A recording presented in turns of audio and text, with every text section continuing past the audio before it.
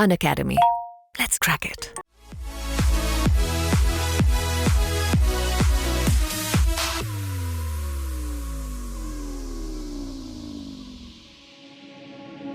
Namaskaram and a very good evening, all of you. Good evening, everyone. Hello, good evening. एक second रुक जाओ. Good evening. I'm fine, thank you. How are you guys? I think people are still joining. Thank you, Ruchita. Yes, Devyani. कोई बात नहीं निधि, छोटी सी meeting थी.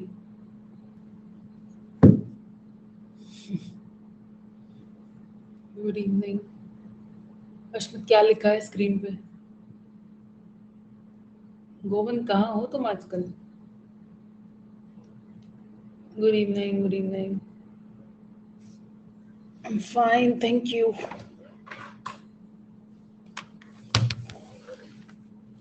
Namaste, I'm fine. What about you? I know Devyani. Watch color same, okay. Why is this not working?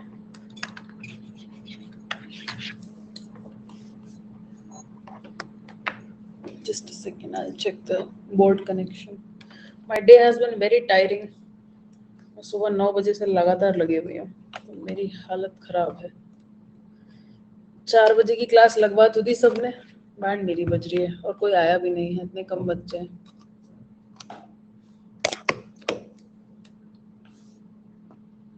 Good evening, good evening. No, not PPT. I went to the gym, then I went to the market. I had to buy some dry fruit, some vegetables, doodh. Then, yeah, a lot of housework. Okay, now this class is basically for how do you write a good CV. Okay, so you call a CV or a resume, you call it and this is known as uh, the full form of CV is curriculum vitae.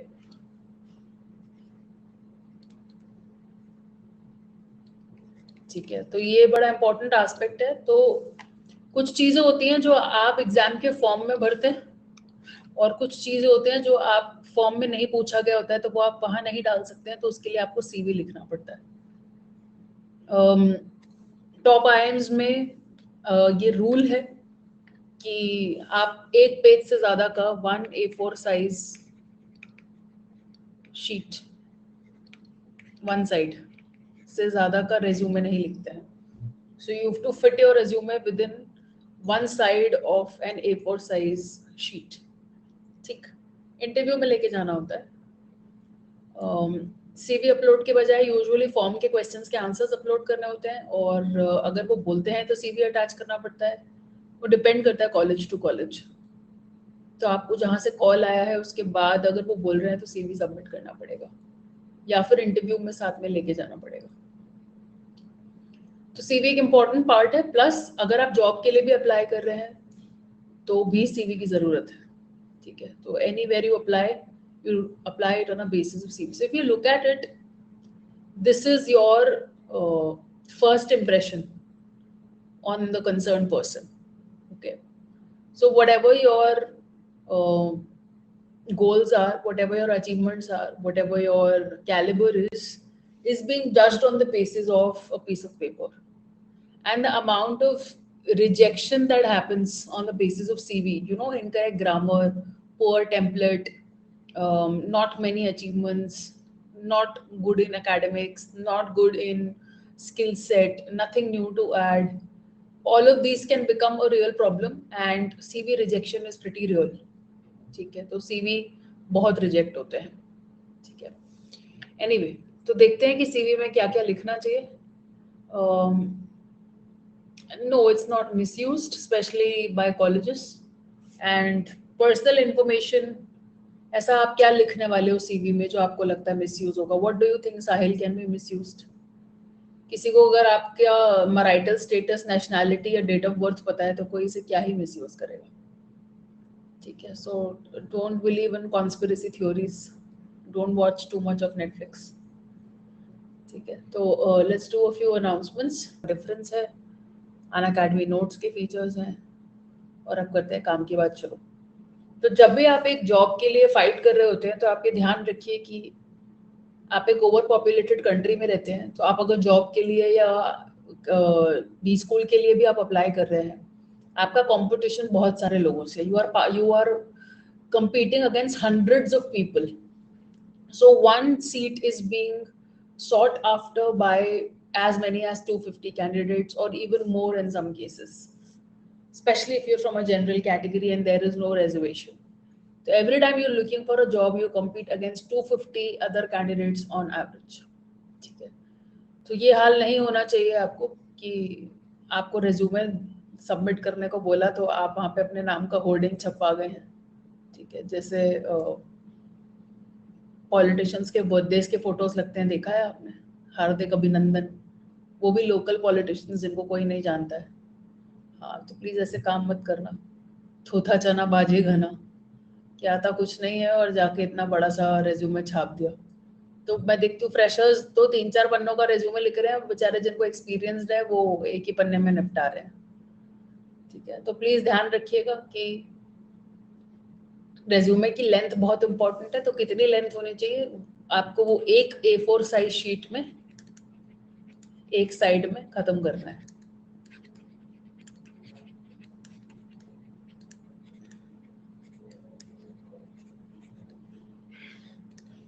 ठीक है, curriculum विटे और resume में क्या फर्क है? तो curriculum विटे यानी CV Latin है, जिसका मतलब है कोर्स ऑफ लाइफ। आपको पता होगा vital organs are organs without which you can नॉट सर्वाइव, और करिकुलम हम सिलेबस को बोलते हैं, ये भी आपको पता होगा। हम बोलते हैं ना ये हमारे करिकुलम में है, और जो नहीं है तो उसको बोलते हैं एक्स्ट्रा करिकुलर है। तो कोर्स ऑफ लाइफ यानी आपने अपनी जिंदगी के सिलेबस में क्या किया, आपने जिंदगी के कोर्स में क्या खत्म किया, वो आपको सीवी में लिखना रहता है। और रेज्यूमे जो है वो फ्रेंच वर्ड है जिसका मतलब है समरी। तो एक आपको कहता है कि जिंदगी के बारे में बताइए और एक कहता है कि जिंदगी की समरी दीजिए, बेसिकली एक ही बात है। और असली बात तो ये है that your resume is basically a list of things that you hate to do. तो रो रो के हमने 10th करी है, रो रो के हमने 12th करी है, रो रो के हमने ग्रेड करी है, अब हम रो रो के बी स्कूल जाना चाहते हैं। तो जिन जिन चीजों से हमने रुलाया है वो सारी चीजें हम एक साथ कंपाइल करके लिख देते हैं। सीवी और रेज्यूमे दोनों के दोनों जो भी आपकी स्पेसिफिक जॉब या कंपनी है जिसमें आप अप्लाई कर रहे हैं उसके लिए टेलर्ड होना चाहिए। इसका मतलब आपको चेंजेस करने चाहिए। For example, if I am applying to let's say an academy's competitor, let's say Byju's, then my CV has to be tailored in a way which shows that I have been with an academy for 3 years. I have been with at a certain rank. I have so and so watch minutes. I have these many followers. These are my results, and so on and so forth. But if I'm applying to a radio station, then I will have to include the internship that I did 10 years ago at a radio station. Although it does not matter now because it's too huge a gap, but just saying that I will have to tailor it according to the company I'm applying to. If I tomorrow want to become a writer for catwalks, somebody who designs catwalks, then I will have to show that I used to work on catwalks at an academy. But if I'm looking only for a teaching profile, I can skip the mock wala part, or I can add it as an added advantage कि देखो मुझे मॉक्स बनाने भी आते हैं. So you should always tailor it. ऐसा नहीं है कि एक बार जो बना दिया रेज्यूमे वो पत्थर की लकीर है और अब वैसा ही यूज करेंगे सब जगह. It should represent you as the best qualified candidate. तो like I said, ये आपका पहला impression है. तो ये दिखना चाहिए कि आप बेस्ट क्वालिफाइड कैंडिडेट क्यों हो किसी भी चीज के लिए, क्योंकि आप शायद 250-300 और लोगों से कॉम्पीट कर रहे हो और वो आपका पहला इंप्रेशन है या कुछ जगहों पे इकलौता इंप्रेशन है. Are used to get you an interview. तो अगर आप चाहते हो कि आपको इंटरव्यू का कॉल आए तो आपका सीवी तो ढंग का होना चाहिए. अगर आपका सीवी ही ढंग का नहीं है तो आपको इंटरव्यू का कॉल कौन करेगा? Nobody is going to call you. Do not usually include personal interests. So like I said, I was answering Sahil's question कि आपको कोई भी पर्सनल इंटरेस्ट मेंशन करने की जरूरत नहीं है. How many of you think that hobbies should be written in a CV? आप में से कितने लोगों को लगता है कि सीवी में हॉबी या इंटरेस्ट एरिया लिखना चाहिए? तो अगर आप देखेंगे ज्यादातर लोग उसे आजकल लिखते नहीं है. ठीक है, तो स्किल सेट ज्यादा इंपॉर्टेंट है, और हॉबीज भी तब लिखो जब कुछ ढंग की हॉबी हो। ढंग की हॉबी मतलब आप गार्डनिंग में बहुत सुपर्ब है और आप कटिंग्स और ग्राफ्टिंग से मैन्योर का सही इस्तेमाल कर कर नए पौधे उगा देते हैं तो ठीक है। अगर आप बहुत किताबें पढ़ते हैं और आपको बहुत नॉलेज है बुक्स का, फिक्शन या नॉन फिक्शन, तो ठीक है। लेकिन अगर आप कुछ नहीं करते हैं सिवाय पंजाबी और अंग्रेजी गाने सुनने के, तो लिसनिंग टू म्यूजिक लिखने के लिए हॉबीज का सेक्शन इंक्लूड करना जरूरी नहीं है। तो हॉबी पहले तो ढंग की होनी चाहिए, जिसके बारे में बात की जा सके, जो शो करने लायक हो, जिस पे आपने काम किया हुआ हो। अगर ऐसा नहीं है तो सिर्फ अंग्रेजी बीट दे ये बताने के लिए कोई जरूरत नहीं है हॉबी लिखने की। हॉबीज को लेकर क्रॉस क्वेश्चनिंग होती है, इसलिए लाइक आई सेड कि ढंग की हॉबीज लिखो। स्पोर्ट्स और गेम्स भी लिख सकते हो, लेकिन देखने से ज्यादा खेलना काउंट करता है, ठीक है। स्कूल हेड बॉय और हेड गर्ल हॉबीज का पार्ट नहीं है, वो अचीवमेंट का पार्ट है। वो भी आउट ऑफ कॉन्टेक्स्ट क्वेश्चन पूछ रही हो तो ठीक है। I will touch to you, no you can not touch me, it's not possible. या in the US, Canada and Australia, a CV is a document you use for academic purposes. तो US में जाते हैं या Canada और Australia जाते हैं तो सीवी एक डॉक्यूमेंट है जिसको आप एकेडमिक्स के लिए यूज करते हैं, ठीक है। तो स्कूल में और कॉलेज में यूज होता है, ठीक है। अगर नहीं भी खेलते हैं तो उनको कैसे पता चलेगा? वो आपसे पूछेंगे कि आपने किस लेवल पे खेला है, कैसे पार्टिसिपेट करा है, गेम्स के डिटेल्स पूछेंगे, गेम से रिलेटेड वोकैब पूछ सकते हैं, गेम से रिलेटेड अवार्ड्स एंड ट्रॉफीज पूछ सकते हैं, कंट्रीज के बारे में पूछ सकते हैं, हेडक्वार्टर्स के बारे में पूछ सकते हैं। कल हमने क्रिकेट पे जरा सा 2 मिनट का एडिटोरियल पढ़ा, उसमें कितनी सारी इन्फो थी, तो किसी पे भी क्वेश्चन बन सकता है। कोई आपको यही पूछ ले क्रिकेट फॉलो करते हो, अच्छा ठीक है भाई, what is the commercial heart of cricket, where is the next world cup happening, where did the previous world cup happen, what do you think makes T20 more interesting than an ODI, why do you think people respect test match so much, basic questions। तो आपको वहीं खंगाल लेंगे कि आप जो बोल रहे हैं वो कितना सही है या गलत है। तो झूठ ना ही बोला जाए तो अच्छा है, ठीक है। और हाँ, तो बोल सकते हो that I am fond of playing cricket, that's it. You don't have to be a national international level player. अगर वो है कि आपने डिस्ट्रिक्ट, स्टेट, नेशनल, इंटरनेशनल खेला है तो फिर वो अचीवमेंट के सेक्शन में जाएगा, फिर वो हॉबी थोड़ी रह जाएगी सिर्फ, ठीक है। नॉर्मल गेम्स का मतलब अगर वीडियो गेम्स और प्ले स्टेशन है तो नहीं लिखेंगे, ठीक है। हाँ, kookaburra, what is the exact pronunciation, I don't know. Balls कहाँ से बनती हैं? हाँ, this was asked. In the hiring industry nowadays, there is no formal difference between a CV and a resume. तो आज की तारीख में आप लिंक्डइन पे आपको कोई बोले CV भेज दो या रेज्यूमे भेज दो, एक ही बात। It is the same thing. Brits यानी ब्रिटिशर्स जिसको CV बोलते हैं, अमेरिकन उसी चीज को रेज्यूमे बोलते हैं। वैसे ही जैसे ब्रिटिशर्स चिप्स बोलते हैं और अमेरिकन फ्रेंच फ्राइज बोलते हैं। तो अगर आप एम्स्टर्डम जाएंगे और वहाँ पे फिश एंड चिप्स ऑर्डर करेंगे तो आपको लेज वाली चिप्स नहीं मिलती है, आपको फ्रेंच फ्राइज मिलती है फिश के साथ, ठीक है। और वो काफी जबरदस्त होती है। But anyway, football and soccer, तो वहां पर फुटबॉल चलता है, वहां सॉकर और रग्बी अलग अलग बोलते हैं। तो सीवी और रेज्यूमे में आज की तारीख में ज्यादा फर्क नहीं है। अगर आप एक यूरोपियन कंपनी में अप्लाई कर रहे हैं तो आप एक सीवी क्रिएट कीजिएगा। अगर आप यूएस बेस्ड एम्प्लॉयर कर रहे हैं तो आप रेज्यूमे भेजिएगा। तो आप अपने अटैचमेंट का जो नाम है वो उस हिसाब से रख सकते हैं। अगर आप मेल लिख रहे हैं, please find attached my CV, make sure it's a European और a British colony kind of company. If you are writing it to an American company, write the word resume, ठीक है। तो ज्यादा फर्क कुछ खास अभी बचा नहीं है। Points to remember while writing a CV और रेज्यूमे। अब सीवी में क्या क्या चीजें ध्यान रखनी चाहिए। तो अब हमारा प्रॉब्लम तो ये है, हम सब इतने ब्रिलियंट है कि हमें लगता है कि हमारी जो दिन दुगनी रात चौगनी बढ़ाई हुई है और हमने जिंदगी में इतना कुछ हासिल करा है, तो वो सारा का सारा हमारा टशन एक पेज में कैसे आएगा? क्योंकि हमने जिंदगी में इतनी रील बना बना के जो अपना जिंदगी में फेम हासिल की है, तो वो कैसे हम एक पेज में समा सकती है, ठीक है। तो प्लीज ध्यान रखना कि आपको रेज्यूमे लिखना है, ऑटोबायोग्राफी नहीं लिखनी है।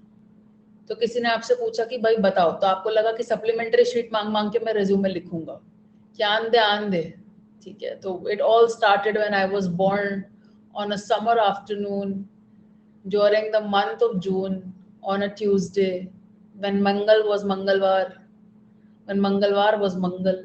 ये मत करना. So do not try to add details that are unimportant. A lot of people in the olden days, even I used to write about, we used to have a column about personal details, ki nationality Indian, marital status married, date of birth फलाना, hobbies etc. अभी आजकल आप देखेंगे कि नए templates में वो almost गायब है. ठीक है, तो सबको पता है कि आप इंडियन हैं, मैरिड है या नहीं, इससे किसी को फर्क नहीं पड़ता. कुछ जॉब्स में जरूरी होता है बताना, otherwise nobody cares. If they are really concerned, they will ask about it in the interview. I'm sorry, I'm very tired. And if they're asking you your date of birth, again, even just the year or the date of birth mentioned in the top, on the top is also enough. It all started one winter night. मतलब conceive कैसे हुए इसके बारे में भी जिक्र करोगे तुम. It all started one winter night. किसी का भी कर सकते हो आशुतोष. श्वेता अरोरा आई अहमदाबाद की है तो उसका टेम्पलेट ठीक ही होगा. हाँ मतलब देखो कहाँ से शुरू कर रहे हैं. शुक्र है ये नहीं लिख रहा है कि दादा ने मम्मी को कैसे पसंद किया था पापा के लिए. डिपेंड करता है रचयिता की जॉब कैसी है. अगर कुछ ऐसे क्रिएटिव टाइप की जॉब नहीं है तो फोटो नहीं लगाते. ठीक है चलो, तो प्लीज कथा मत लिखना. Like I said A4 size sheet. Okay, फिर बेस्ट सीवी फॉर्मेट यूज करो. अब सीवी लिखने के तरीके क्या है. एक ने बोला आई वर्क एट मैकडोनल्ड्स, फिर पूर्ण ने देखो सूट कोट पहन लिया है, कपड़े बदल लिए हैं, तो I have a pass time job in a fast food restaurant, और फिर टोपी भी लगा लिया और मोनोकल भी लगा लिया है. I handle transactions for a multi-billion dollar company which is McDonald's and industry on a daily basis and help provide $2 billion to the US economy each year. तो कौन सा सही तरीका है. ये भी मैकडोनल्ड्स में काम कर रहा है, ये भी मैकडोनल्ड्स में काम कर रहा है, और ये भी मैकडोनल्ड्स में काम कर रहा है. ठीक है, करना पड़ता है गोविंद समय के साथ साथ. लास्ट वाला लिखोगे अच्छा, और सामने वाला फुद्दू बन जाएगा. No points as such over certifications. If you have relevant certifications, it does definitely leave a good impression because it shows how passionate you are and how learned you are. So why not? ठीक है, हाँ डाल दो group पे. ठीक है, so पूछ लो कौशल्य. You can also come next Thursday कौशल्य in the strategy class. उसमें भी आप अपने questions लेके आ सकते हो. ठीक है, you will have to search for it Pradeep on LinkedIn, Naukri, Shine, Binge, etc. Simple. You cannot get placements off campus without मारोविंग हाथ पैर. क्वेश्चन पूछो ना कौशल्य. What do you want to ask? So best CV format उठाइए. तो proper order क्या होता है सेक्शंस का, इसे लिख लीजिए. मैंने पढ़ लेना चाहिए था तुम्हारा क्वेश्चन, इसका उसका आंसर आगे दूंगी मैं, दोबारा मत लिखो. सीवी हेडर लिखो कॉन्टैक्ट इन्फॉर्मेशन के साथ, तो आप अपना email ID, phone number etcetera लिख सकते हो. ठीक है, obviously you want them to call you back or to write to you, therefore you will have to mention your contact information. तो usually header का section डाल के हम लिख देते हैं टॉप पे. ठीक है, पर्सनल लाइफ यानी ऑब्जेक्टिव लिखोगे या समरी लिखोगे. मैक्सिमम लोग ऑब्जेक्टिव कहाँ से निकालते हैं, गूगल से निकालते हैं और उसे कॉपी पेस्ट कर देते हैं. तो कॉपी पेस्ट करने से पहले कॉपी तो करो बट पेस्ट मत करो, कि कुछ कुछ चीजें उसमें ऐसी हैं जो आप पर्सनलाइज तरीके से चेंज कर सकते हो, और उसके बाद फिर आप उसे पेस्ट करो. अरे हाँ, आग लगे तुम्हारे चैट जीपीटी को. नौकरी तो तुम्हें ही करनी पड़ेगी कि नौकरी का काम भी चैट जीपीटी से करवाओगे. मैं पीपीटी तो बनवा सकती हूँ चैट जीपीटी से, लेकिन लेक्चर तो मुझे ही डिलीवर करना पड़ेगा ना, कि उसके लिए चैट जीपीटी आएगा. ठीक, ईडब्ल्यूएस सर्टिफिकेट के बारे में कोई आपसे क्यों पूछेगा. वो कोई आपके अचीवमेंट का सर्टिफिकेट थोड़ी है, वो तो रिजर्वेशन के लिए है. आपको बनवाना है तो आप बनवा लो, अगर बन सकता है तो कम परसेंटाइल में कुछ जगह से कॉल आ जाएगी. यही फायदा है उसका, और क्या फायदा है. वर्क एक्सपीरियंस लिखना जरूरी है, फिर एजुकेशन आती है, फिर स्किल आती है और फिर एडिशनल सेक्शन आते हैं। अब हम देखेंगे आगे उसमें क्या क्या लिखना है, पर ये सही ऑर्डर है मोटा मोटा चीजें लिखने का। इसके अलावा जब भी आप फॉन्ट साइज और फॉन्ट यूज करेंगे तो क्लियर और लेजिबल होना चाहिए। लेजिबल का मतलब रीडेबल होना चाहिए, ठीक है। So go for one of the standard CV typefaces. तो यूजुअली सीवी लिखा जाता है एरियल में, तहोमा में, हेलवेटिका में, और अगर आप सैंस सेरिफ फॉन्ट्स यूज करना चाहते हैं तो सैंस सेरिफ कर सकते हैं, टाइम्स न्यू रोमन कर सकते हैं, बुकमैन ओल्ड स्टाइल कर सकते हैं, अगर आप सेरिफ फॉन्ट्स के लिए को पसंद करते हैं तो अगर सेरिफ स्टाइल पसंद है तो टाइम्स न्यू रोमन और बुकमैन ओल्ड स्टाइल, और अगर सैंस सेरिफ पसंद है तो एरियल, तहोमा और हेलवेटिका। ये 5 फॉन्ट्स हैं जो सीवी में चलते हैं। कॉमिक सैंस में, ल्यूसिडा हैंडराइटिंग में, कॉपर ब्लैक गॉथिक में सीवी नहीं लिखा जाता। 11 या 12 आपका यूजुअल पॉइंट फॉन्ट साइज है। ये नहीं कि मेरे पास कुछ था नहीं लिखने के लिए तो मैंने 14 और 18 पॉइंट बना लिया, ठीक है। और for your name and section titles pick 14 to 16 point font size. हाँ, टेंसेस के नोट्स कॉमिक सैंस में लिखे गए हैं क्योंकि वो मुझे किसी जमाने में बड़ी पसंद थी। वो मेरे बचपन के नोट्स हैं यार। I was 22 when I made them. I will tell you what to mention and what not to mention. Hold on to your questions. अभी क्लास तो सुन तो लो, कर रहे हैं एक एक करके। पहले क्वेश्चंस का आंसर दे दूं तो फिर मैं पीपीटी में क्या बचेगा? कुछ नहीं, ठीक है। चलो, पेरेंट्स का बैकग्राउंड शायद ही कभी पूछा जाता है। They are concerned about you, not your parents. So you can be the son of a very rich person or a very poor person. Nobody cares. ठीक, किसका नाम बदलिए? No, I am not a software developer. Do I look like one? तो 11 से 12 point का font size है। जो आपके हेडिंग्स हैं, नेम, सेक्शन टाइटल्स एक्सेट्रा, उसमें आप 14 to 16 उठा सकते हैं। 14 ठीक रहता है, 16 थोड़ा ज्यादा हो जाता है, ठीक है। So I would prefer 11 to 12। 12 is good. तो 12 में नॉर्मल सीवी और 14 में हेडिंग्स। फिर कंसिस्टेंसी बहुत जरूरी है। ऐसा नहीं कर सकते कि आपने एक जगह एरियल लगाया है, एक जगह तहोमा लगाया है, एक जगह टाइम्स न्यू रोमन लगाया है, फिर कुछ हेडिंग्स को बोल्ड करा है, कुछ हेडिंग्स को अंडरलाइन कर दिया है, कुछ हेडिंग्स को इटैलिक्स में कर दिया है, which is stupid. आपको कंसिस्टेंसी रखना है। So consistency has to be there in whatever your CV layout is there. If you are setting a 1-inch margin, set it on all 4 sides. Okay. Make sure your CV headings are uniform. Make them larger and in bold, but go easy on italics and underlining. तो आपकी जो CV की headings है उनमें आपस में uniformity होनी चाहिए।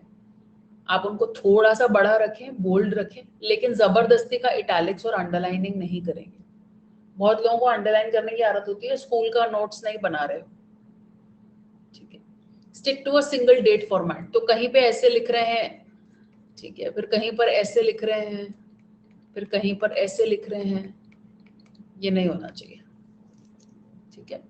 सो stick to a single dates format on your CV, for example this और this, okay. Do not change your format. Then less is more. unnecessarily फालतू के इमोजी, ग्राफिक, तो like I said, you are not writing a letter to me that you will insert whatever you want. You do not have to cram it up. There it should be proper and neat. बहुत ज्यादा माल ठूसा हुआ नहीं लगना चाहिए। जब तक photo ना मांगा जाए तब तक फोटो ना चिपकाए, ठीक है। Pradeep, you are not here for shopping. तुम मेरा इंटरव्यू ले रहे हो क्या? सॉफ्टवेयर डेवलपर हो या नहीं, आउटस्टैंडिंग सीवी दिखाओ, Amazon सीवी दिखाओ, फांग सीवी दिखाओ। Do I look like a shopping mall where I will deliver what you ask me to? I am just trying to teach you how to write a good CV. You're interested, sit through. You're not interested, leave. Don't bring in your demands here. It's not very polite of you.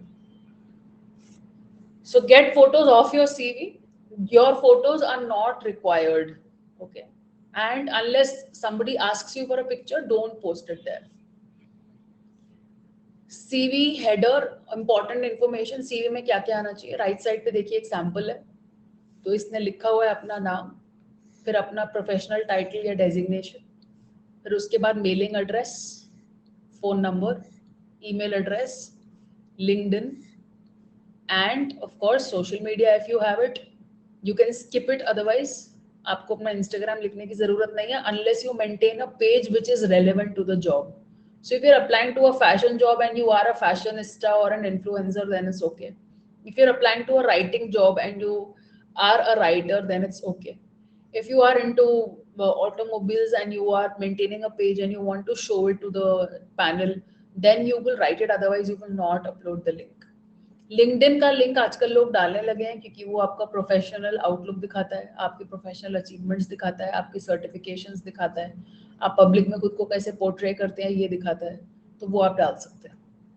और फिर personal website अगर आपकी कोई है तो ये 2 portions जो है ये ऑप्शनल है, बाकी के आप लिख सकते हो. तो इसका ऑर्डर क्या होना चाहिए लिख लीजिए. आप अपना नेम लिखेंगे, ठीक है, आप अपना टाइटल लिखेंगे, आप अपना रेसिडेंशियल एड्रेस लिखेंगे, आप अपना फ़ोन नंबर लिखेंगे, ईमेल एड्रेस लिखेंगे और लिंक्डइन लिखेंगे. This is optional. If you have it you right it, if you don't have it you don't write it. और दिस इज ऑल्सो ऑप्शनल. अगर है तो काम आएगा. कुछ करा ही नहीं है, वेबसाइट है ही नहीं, सोशल मीडिया है ही नहीं किसी काम का, तो फिर क्या लिखो. तो वो अपनी सेल्फीज दिखाने के लिए थोड़े ही लिंक्डइन लिखोगे, ठीक है. तो अब जो नहीं है उसका क्या कर सकते दिव्य? कुछ नहीं कर सकते. It's okay, you don't have to do anything about it.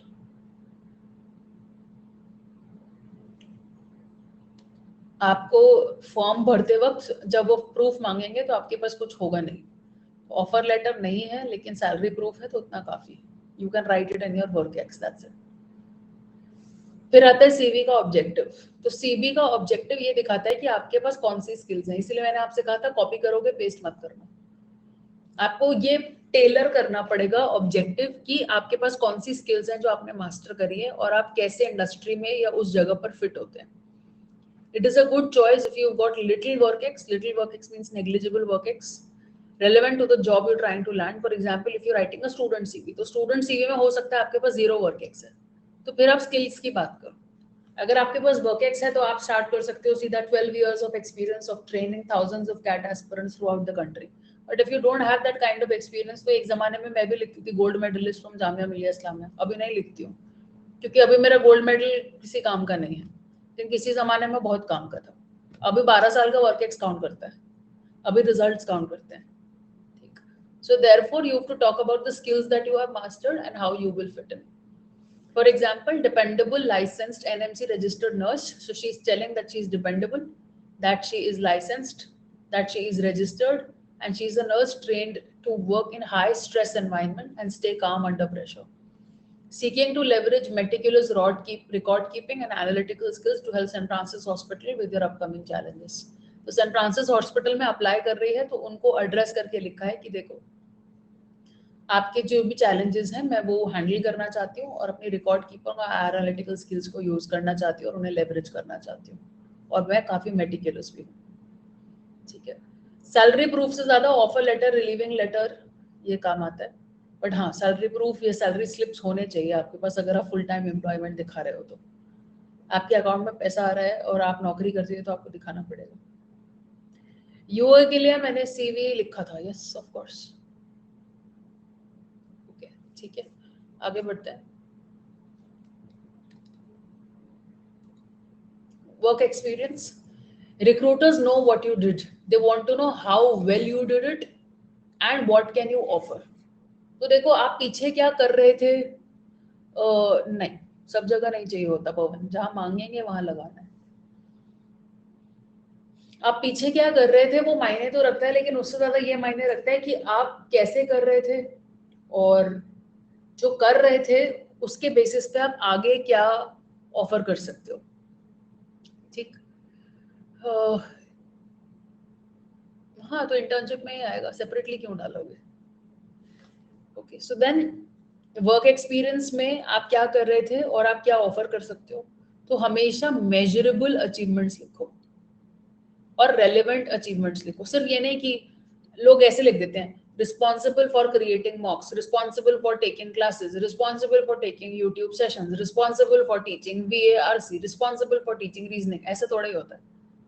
इसको सेल करो ढंग से, relevant achievement लिखो और measurable बनाओ. Sent 152 students to top IIMs, trained 1000 plus students in the past year on a national level, designed 35 mocks in collaboration with the team for CAT या OMETS, worked on 3 projects offline, took 72 plus hours of offline coaching, took 15 seminars throughout Delhi NCR. Now this is measurable, this is relevant, and this does not just show कि आपको duty क्या दी गई थी, आप ये दिखा रहे हो कि आपने क्या अचीव किया था.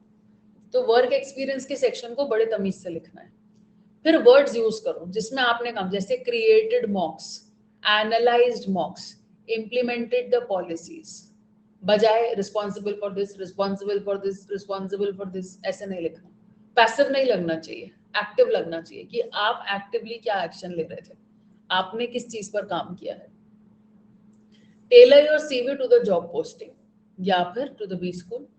Read the job description carefully and check what tasks will be expected of you, जिसे हम कहते हैं JD, job description. तो job description पढ़ो और देखो कि वो क्या मांग रहे हैं. तो like I said, अगर मैं टीचर के जॉब में अप्लाई कर रही हूँ तो टीचिंग की क्वालिटीज की बात करूंगी, लेकिन अगर मैं आरजे के जॉब में अप्लाई कर रही हूँ तो मुझे आरजे की क्वालिटीज के बारे में बात करना पड़ेगा.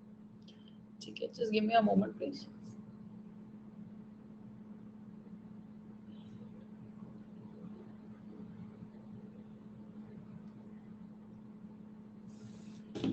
ठीक है, तो अपने सीवी को टेलर करना सीखो. जॉब डिस्क्रिप्शन पढ़ो, देखो वो क्या मांग रहे हैं. तो अगर आप बी स्कूल में अप्लाई कर रहे हो तो वो क्या देखेंगे कि आपने क्या सर्टिफिकेशंस करे हैं, क्या इंटर्नशिप्स करी हैं, क्या आपका वर्क एक्स है, आप क्या कैट्स कैसे थे, आपने क्या पीओआर या पोजीशन ऑफ रिस्पांसिबिलिटी संभाली है, आपके कैट का रिजल्ट कैसा था, आपके ओमेट्स का रिजल्ट कैसा था. वो इन्हीं सब चीजों में इंटरेस्टेड है तो उतनी ही इंफॉर्मेशन डालनी है. कैट ओमेट का स्कोर नहीं डलता सीवी पे. I am just saying that whatever is relevant should be there. ये भी देख लो कि आपसे क्या एक्सपेक्टेशन है, what tasks will be expected of you.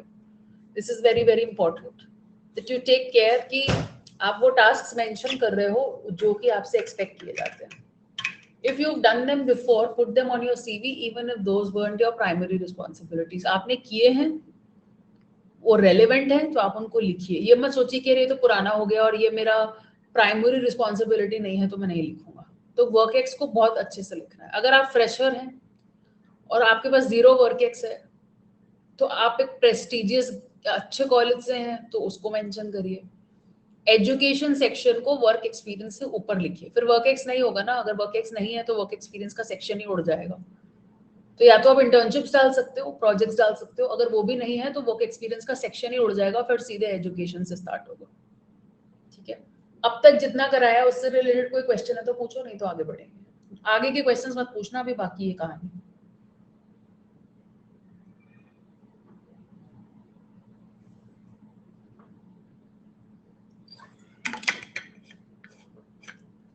कोई बात नहीं, जो कॉलेज है वो तो लिखना पड़ेगा, जो यूनिवर्सिटी से आपकी डिग्री है वो तो आपको आपके क्वालिफिकेशंस में मेंशन करनी ही पड़ेगी.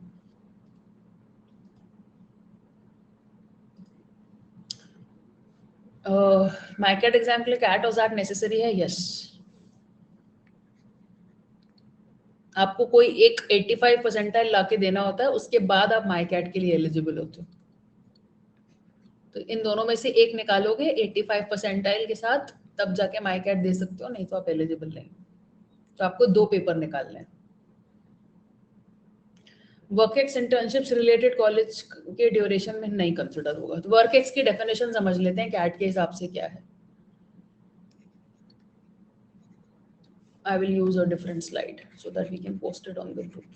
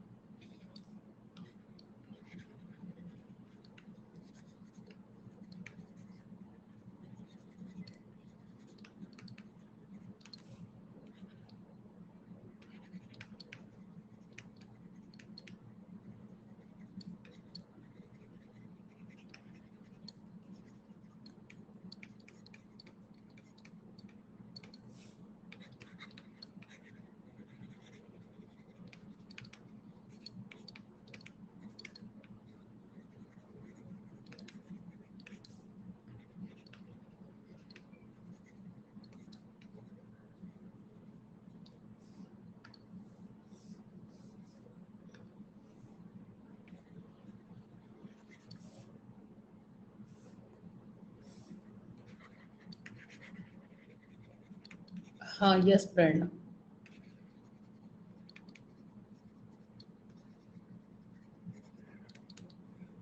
ठीक है डाल दो इसको ग्रुप पे कोई। I am tired of answering this question and again everybody keeps asking, तो प्लीज समझ लीजिए वर्क एक्स बहुत स्पेसिफिक है। ग्रेजुएशन के बाद किया गया है तो ही काउंट होगा, फुल टाइम सैलरीड पोजीशन है तो ही काउंट होगी, 31 जुलाई को कम से कम 6 महीने तक कम काम किया है तो ही काउंट होगा। इससे कम काम किया है, पिताजी के साथ काम किया है, चाचा की दुकान में बैठते थे, मम्मी के पार्लर में बैठते थे, बुआ का बुटीक चलता है वहां पे इंटर्नशिप करते थे, स्टार्टअप कल्चर है, खैनी की दुकान है, चाय की वो है क्या बोलते हैं उसको, टपरी है, फ्रीलांस बैठ के क्या ड्रीम 11 पे पैसे लगाते हैं, दिन में ट्रेडिंग करते हैं, फर्जी इंटर्नशिप्स हैं, फर्जी एनजीओ के सर्टिफिकेट हैं, कुछ काउंट नहीं होता, नथिंग काउंट्स। ठीक है, सो ईशा क्या लिखा है, इंटर्नशिप वर्चुअल हो या जब रियली नहीं काउंट हो रही तो वर्चुअल क्या घंटा काउंट होगी, नथिंग काउंट्स। इंटर्नशिप में लिख सकते हो, सीवी में लिख सकते हो, लेकिन वर्क एक्स का जो फॉर्म है, जो कॉलम है कैट में, कैट के फॉर्म में, वहां नहीं लिख सकते, वहां नहीं काउंट होगा, ट्रेनिंग भी काउंट नहीं होगी, उसको आप लिख सकते हो ट्रेनिंग्स में या सर्टिफिकेशंस में। ठीक है,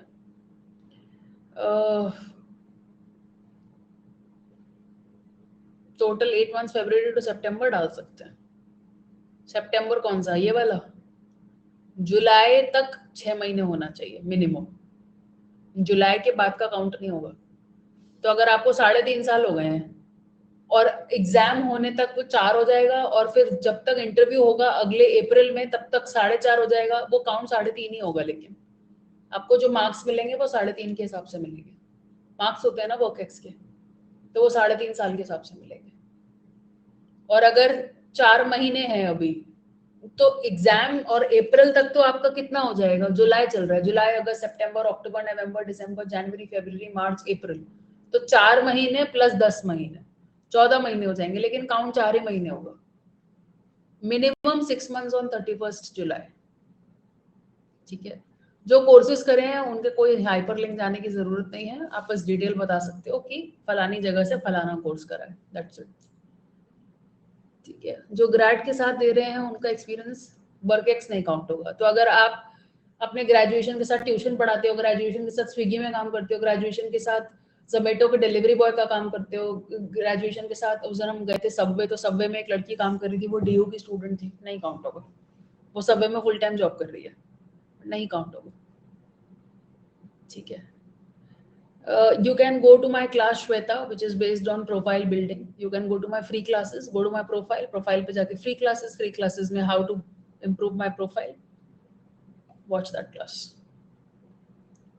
लास्ट ईयर 8 महीने था, ठीक है चलेगा, काउंट होगा। Can we mention major college projects in the CV, yes, in work ex no. Courses के बारे में मतलब कौन सा कोर्स, ग्रेजुएशन, ये जो तुमने एक्स्ट्रा सर्टिफिकेशंस और कोर्सेज करे हैं। कैश इन हैंड सैलरी मतलब तुम्हारे पास कोई भी दस्तावेज नहीं है किसी भी तरीके के, what exactly was your job, do you have an offer letter, do you have something on the letterhead of the company, were you a registered employee with them, because nobody gives you cash in hand in that kind of a job. Offer letter है तो तुम्हें cash क्यों देते हैं हाथ में, graduation नहीं हुआ कैट हो जाए तो अभी एन ईयर बाकी है ग्रेड का, कहाँ से आएगा प्रेशर, हाँ तो बोला तो नहीं आएगा तो वर्क एक्स नहीं लिखेंगे। ठीक है, फैमिली बिजनेस को मेंशन नहीं करते सीवी में, अनलेस कि आपने कुछ बहुत ही धासु फैमिली बिजनेस है और उसमें कुछ लिटरली बहुत ही अच्छे से कुछ इंटर्नशिप करी है तो आप मेंशन कर सकते हो कंपनी का नाम, ये नहीं कि worked at my father's firm, worked eight so and so firm. ठीक है, गैप ईयर कवर करने के लिए जरूरी नहीं है, उस दिन तुम निधि तुम तो आई थी तो कितनी बात हो चुकी है गैप ईयर पे तुम्हारे सामने, यू नो इट, कि गैप ईयर को कवर करने का कोई तरीका नहीं है, गैप ईयर पे क्वेश्चन होंगे ये भी जरूरी नहीं है, तुम्हारे सामने तुम उन टॉपर से मिल ली हो जिनका गैप ईयर था और उनसे एक भी क्वेश्चन नहीं हुआ गैप ईयर के ऊपर, लेकिन हाँ, अगर तुम कुछ कर लेते हो तो बात करने के लिए, दिखाने के लिए कुछ रहता है। ठीक है, ठीक है, अगर ऑफर लेटर वगैरह है तो चलेगा अमितेश। ठीक, चलो आगे बढ़ते हैं। This is done. ये एक एग्जाम्पल देखिए, तो हमने जैसा डिस्कस करा, इसको देखो इसने कैसे लिखा है। तो इसने वर्क एक्स मेंशन करा है। पहला, प्रोडक्ट मार्केटर, क्या इसकी डेजिग्नेशन थी? ठीक, no it is not Kajal, you can be a fresher. Company का नाम और साथ में टेन्योर, कब से शुरू करा और कब तक करा। तो इसने प्रेजेंट तक करा है, तो प्रेजेंट तक अभी भी कर रही है। नहीं कर रही है तो जो भी डेटा है वो लिख सकते हो।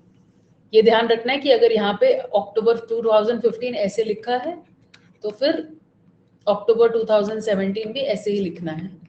यहाँ पे अक्टूबर 2017 मत लिख देना। Follow consistency. ओके, जगह का नाम, location. Okay, then created, maintained lists of media contacts, researched opportunities across online media channels, produced product pitches and press kits, supported event organization, responded to media inquiries. It has been written in active voice. इससे पता चलता है आपने क्या क्या काम किए। Responsible for this, responsible for that लिखकर काम नहीं चलेगा। की अचीवमेंट लिख सकते हो, led a project team in designing and implementing a comprehensive social media relation strategy. Very very important. Grew Facebook fan page from 0 to 12,000 in 4 months, link डालो। Gain 35,000 Instagram followers, link डालो in 3 months. This is measurable, this is real, this is factual, this is action based. कोई certificates नहीं डालने होते हरे मियाँ जब तक वो पूछते नहीं है तुमको। तो सर्टिफिकेट्स हम लोग यूजुअली साथ में लेके जाते हैं इंटरव्यू में। वो लोग मांगते नहीं है, अगर मांगते हैं तो हम दिखा सकते हैं। तो आपको रेडी रह के जाना है, जरूरत पड़ेगी या नहीं पड़ेगी कुछ नहीं कह सकते। अननेसेसरीली अपनी तरफ से कुछ अटैच नहीं करना होता। आजकल सब डिजिटल हो गया है, वैसे ही जगह नहीं होती अटैच करने की, कहाँ डालोगे। ठीक, जो भी है, अब गुड और बैड क्या होता है आलोक, जो है वो है, डाल देना। बाकी इसका कोई एमबीए से खास लेना देना है नहीं, और कस्टमर सपोर्ट एग्जीक्यूटिव में कोई सैलरी और डेजिग्नेशन बहुत शानदार होती नहीं है, तो उसके कुछ खास एक्स्ट्रा पॉइंट्स मिलेंगे नहीं। The quality of the work also counts, it's not just the quantity. तो अगर कोई लॉयर है 6 महीने के लिए और प्रैक्टिस कर रहा है इंडिया के टॉप लॉ फर्म में, वर्सेस कॉल सेंटर में 6 महीने कोई काम कर रहा है, तो आप मुझे बताइए कि आप ना चाहते हो भी किसकी ज्यादा इज्जत करने वाले हैं। You have your answer, right. Work experience लिखने का तरीका देखिए, तो आपको, आपने यहाँ पर ईयर लिखा और यहाँ पर लिखा डेजिग्नेशन, कंपनी का नाम, लोकेशन। ईयर, डेजिग्नेशन, कंपनी का नाम, लोकेशन। ईयर, डेजिग्नेशन, कंपनी का नाम, लोकेशन। और बीच में क्या आएगा, रिस्पॉन्सिबिलिटीज हैंडल्ड। तो पिज्जा हट में क्या काम करा है, एक्सेलसियोर में क्या काम करा है, ऑन पॉइंट इलेक्ट्रॉनिक्स पे क्या काम करा है। और किस ऑर्डर में लिखेंगे, रिवर्स क्रोनोलॉजिकल ऑर्डर में लिखेंगे।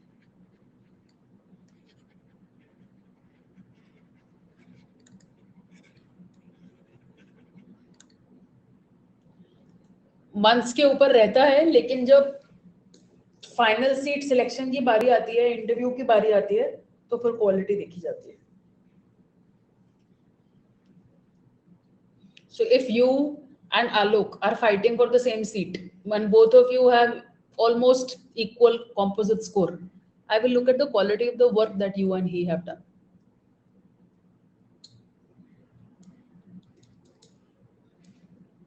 तो अल्टीमेटली मैटर तो कर ही रहा है ना। ठीक है, आगे बढ़े।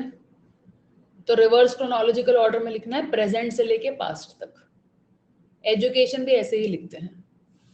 Putting your education on a CV is quite simple. If you've got any post-secondary education, include only it on your CV. Don't mention your high school unless it's your highest degree of education. Now, this is not really valid for all kinds of things. If you are a fresher तो आप mention करोगे ही ना 10th और 12th, क्योंकि आपके पास वैसे ही कुछ नहीं रेज्यूमे पे लिखने को. हाँ, आपके पास 5-7 साल का एक्सपीरियंस है, आप एग्जीक्यूटिव एमबीए करने जा रहे हो या जॉब स्विच कर रहे हो, तो वहां आप 10th नहीं लिखोगे तो चलेगा. तो मेरे रेज्यूमे में अगर अभी 10th नहीं होता तो किसी को फर्क नहीं पड़ता, क्योंकि डूड मेरी 10th तो 2004 में थी, अभी 2023 चल रहा है, इट्स बीन 20 इयर्स. तो 20 साल पहले मैं क्या कर रही थी किसी को फर्क नहीं पड़ता, लेकिन तुम्हारे केस में करता है. तो ग्रेजुएशन का ईयर लिखेंगे, अगर स्टिल कंटिन्यू कर रहे हैं तो फिर एक्सपेक्टेड ग्रेजुएशन डेट लिख सकते हैं, जो डिग्री है वो लिख सकते हैं, इंस्टीट्यूशन का नेम लिख सकते हैं और ऑनर्स लिख सकते हैं अगर एप्लीकेबल है. आइडियली ज्यादातर लोग एक टेबल बना के डाल देते हैं, ठीक है, और आप उस टेबल में लिख सकते हो क्लास, 10th 12th ग्रेड जो भी आपका है, बीकॉम लिख लो, जो लिख लो, ठीक है, बीकॉम ऑनर्स 12th और 10th. फिर यहाँ पे आप लिखो कहाँ से करा है, तो ये DU और कॉलेज का नाम लिखो, लेट्स से हंसराज कॉलेज है. फिर 12th में स्कूल का नाम, 10th में स्कूल का नाम, इंस्टीट्यूशन लिख लो यहाँ पर, ठीक है. फिर रिजल्ट लिख लो, जो भी आपका CGPA है, ठीक है. ईयर लिख लो,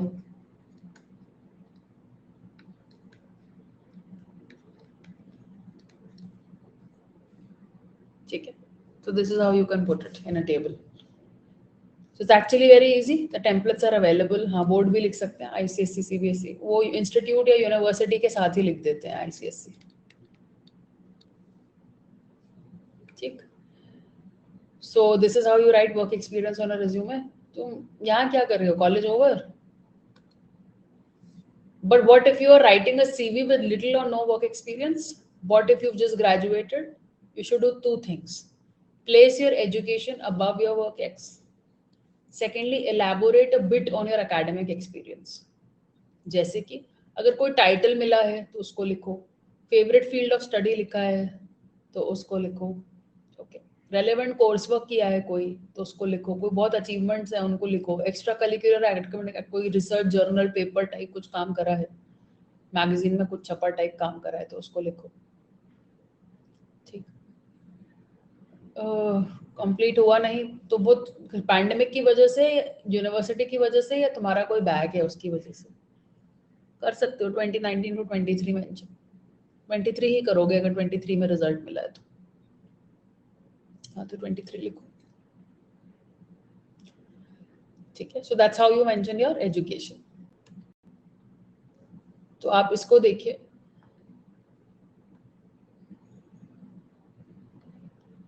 इसने एक तो हर चीज ऐसे बीच बीच में डाल रखी है हेडिंग, ठीक है, और इसको देखिए इसने सब कुछ लेफ्ट हैंड में डाल रखा है. इसकी पर्सनल इन्फो मेंशन करने का तरीका देखिए कितना अच्छा है. Look at this, address, phone number, email, LinkedIn, Twitter, फिर नीचे स्किल्स. लोग ऐसे आजकल बॉक्सेस कलर करके अपने स्किल्स बता देते हैं कि मैं MS ऑफिस में कितना अच्छा हूँ, प्रोजेक्ट शेड्यूलिंग में कितना अच्छा हूँ, प्लानिंग में कितना अच्छा हूँ, लीडरशिप और कम्युनिकेशन में कितना अच्छा हूँ, ऐसे भी लिख सकते हैं. जनरली आपने कोई कोर्स करा या लैंग्वेज सीखी है तो उसमें भी ये बताना चाहिए कि आप बिगिनर लेवल पर हो, मीडियम हो या एडवांस्ड हो. प्रोफिशिएंट बोलते हैं अगर एडवांस्ड होते हैं, तो बिगिनर होते हैं तो बिगिनर बोलते हैं, ठीक है. तो आप समझ सकते हैं लेकिन बोल नहीं सकते, बोल भी सकते हैं, लिख भी सकते हैं, बोल सकते हैं लेकिन लिख नहीं सकते, अलग अलग लेवल्स पे लैंग्वेज आती है. तो फिर आप उस हिसाब से अपने आप को मार्क्स दे सकते हैं. 5 वहां देंगे जो भाषा आप समझ सकते हैं, बोल सकते हैं, लिख सकते हैं. For example, I will give my self 5 marks in English and Hindi, ठीक है. somebody who's not good at English can give themselves 4 marks in English. In Urdu, I'll give myself 2 marks because I can read it only partially. I can't read it completely. In Sindhi, I will give myself 1 mark because I can only understand it and speak it. I have no other knowledge, and in speaking also, I sometimes fumble. Okay, so depends what are you writing. तो इस तरीके से लिखने के बजाय इसको देखिए,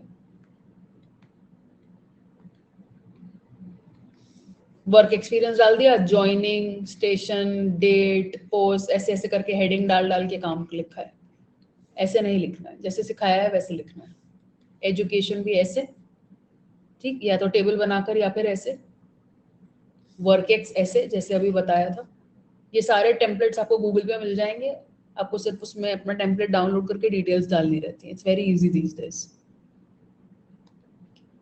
फिर आती है स्किल्स की बारी।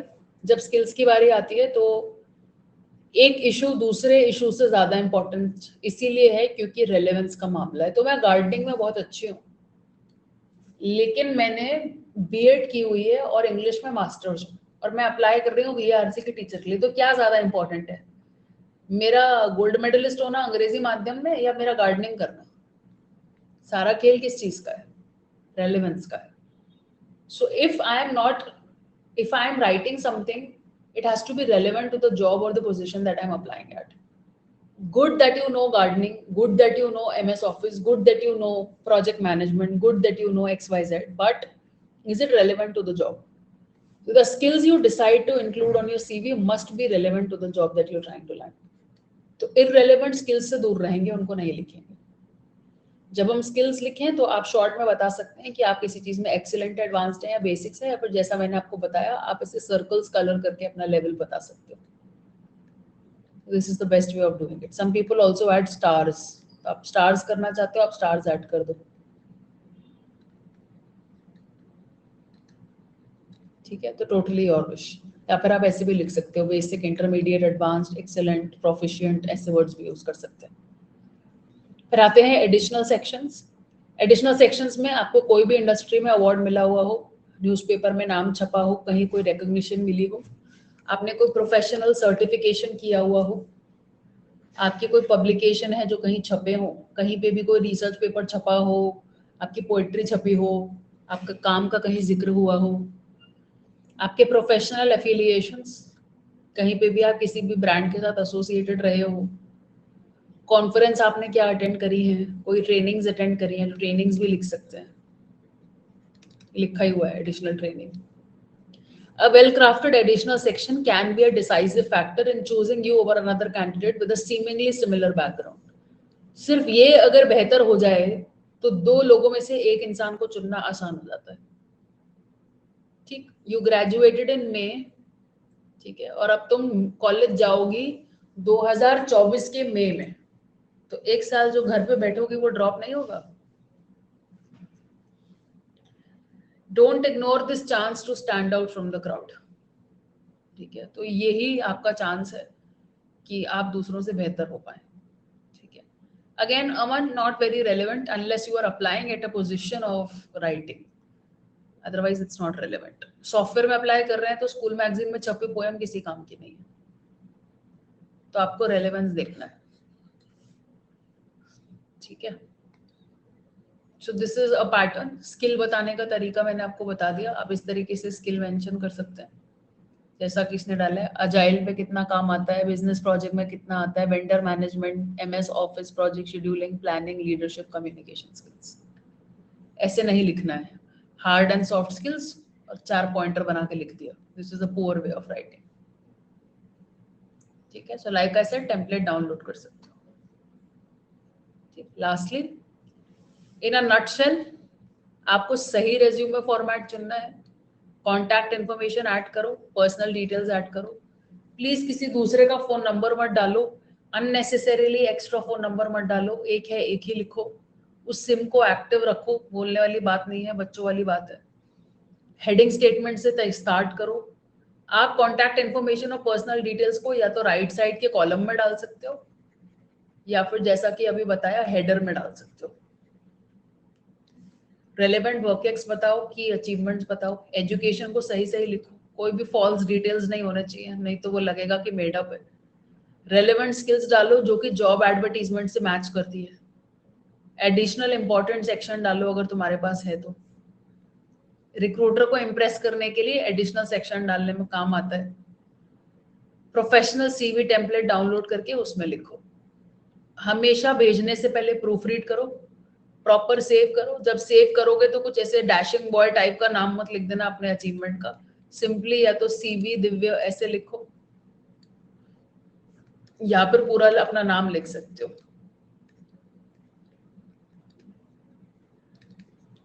ठीक है। फॉर्मेट देख लेना, ज्यादातर लोग पीडीएफ फॉर्मेट्स मांगते हैं, कहीं पर अगर डॉकएक्स मांगा है तो आप डॉकएक्स दे सकते हो, वैसे स्टैंडर्ड पीडीएफ चलता है। बहुत बार हम मेल कर देते हैं और अटैच करना भूल जाते हैं सीवी को, फिर दोबारा अजीब सा लगता है, अलग से मेल भेजना पड़ता है अटैचमेंट के साथ। ये भी बेवकूफ़ी मत करना। तो अटैचमेंट होना ही चाहिए, फॉर्मेट ठीक होना चाहिए, सीवी का नाम ठीक होना चाहिए, और फिर रिज्यूमे को सही ईमेल आईडी पर ईमेल कर सकते हैं। Zonal level cricket award and inter school debate winner सब अवार्ड में आएगा। हाँ, अचीवमेंट्स में आएगा। अचीवमेंट्स भी रिवर्स क्रोनोलॉजिकल ऑर्डर में, लेटेस्ट अचीवमेंट से लेके सबसे पुराना अचीवमेंट, या सबसे बड़े लेवल का अचीवमेंट पहले और छोटे छोटे लेवल्स के अचीवमेंट बाद में। ठीक, all good? Any more questions?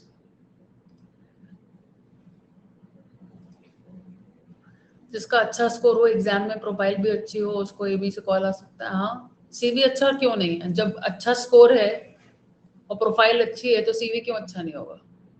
ये क्या बात हुई? सीवी तो इन चीजों से ही बनता है। ये तो वही बात हो गई कि दाल सही बनी है, चावल सही बनी है, पर खाना अच्छा नहीं है। ऐसे कैसे हो सकता है? जब दाल और चावल सही बने तो खाना सही है। ठीक है, so will call it, we'll complete this here and I'll see you at 7:30 in the PYQ class, if it is relevant, Prerna. So if it's a writing job or you just want to show it as your hobby, good. But otherwise, if it's not relevant to the job, you should not mention it. Skills में mention कर सकते हो, achievement में mention कर सकते हो, extra curricular activities में mention कर सकते हो. Okay, but you can't really sell it because that's not the job that you are trying to land. Okay, I'll see you at 7:30. PYQs. Take care. Unacademy. Let's crack it.